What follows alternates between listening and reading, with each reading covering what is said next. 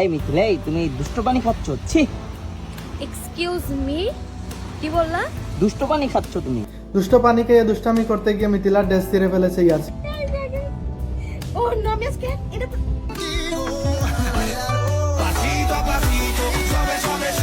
শুনলাম মিথিলা মামি নাকি দেশের বাইরে গিয়ে উল্টাপাল্টা ড্রেস পরে নাচানাচি করতেছে।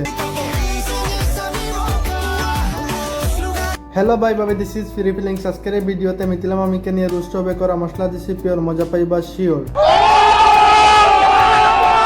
কথায় আছে ফকিন্নিদের হঠাৎ যদি টাকা হয়ে যায় তাহলে তারা অতীত ভুলে যায়, আর টিকটকার কাপল ব্লগারদের যদি হঠাৎ টাকা হয়ে যায় তাহলে তাদের ড্রেস শুট হয়ে যায়, যেমন তোমাদের মিথিলা মামি। আগে যখন ভিডিও তৈরি করতো তখন এ ধরনের ড্রেস পরতো, আমি এঁকেছি সেই ছবি, বুকে রেখেছি সেই দাবি, খোদা তোকে আর বর্তমানে যখন দেশের বাইরে কোথাও ঘুরতে যায় তখন এ ধরনের ড্রেস পরে। এটা ড্রেস নাকি মশারি?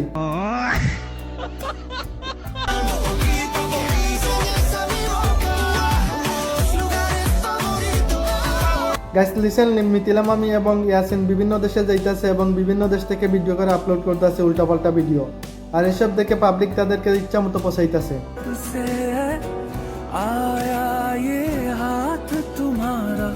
কয়েকদিন আগে মিথিলা মামি ইয়াসিন গিয়েছিল মালদ্বীপে, আর মালদ্বীপে গিয়ে এমন একটা ড্রেস পরছে। ফার্স্ট টাইম আমি হচ্ছে আমার হচ্ছে এই যে আমার বিলার সামনে আমি মাছ করি আচ্ছা এটা এটাকে ড্রেস বললে ভুল হবে, এটা হচ্ছে মাস্তরার জাল, আর মাস্তরার জালের ফাঁক দিয়ে পুরো শরীরটা দেখা যাচ্ছে, আর পুরো শরীরটা দেখে আমার বন্ধু রতন দাঁড়িয়ে গেছে। গাইস এখন অনেকে বলবে তারা দেশের বাইরে গেছে, তারা এই ধরনের ড্রেস পরতেই পারে এবং কি তার স্বামীকে দেখাই দিতে পারে, তাহলে তার স্বামীকে দেখাইবে ভাই, এই ধরনের ভিডিও করে পাবলিককে দেখানোর কি দরকার ছিল? এই মিথিলা, এই তুমি দুষ্ট পানি খাচ্ছ? ছি।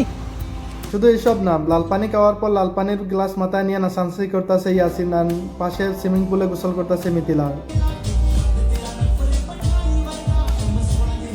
এই কয়েকদিন আগে থাইল্যান্ডে গেছিল, থাইল্যান্ডে একটা ওয়াটার ফেস্টিভ্যাল চলতেছিল, এইটা থেকে আবার উল্টাপাল্টা ড্রেস পরে নাচানাচি করতেছিল।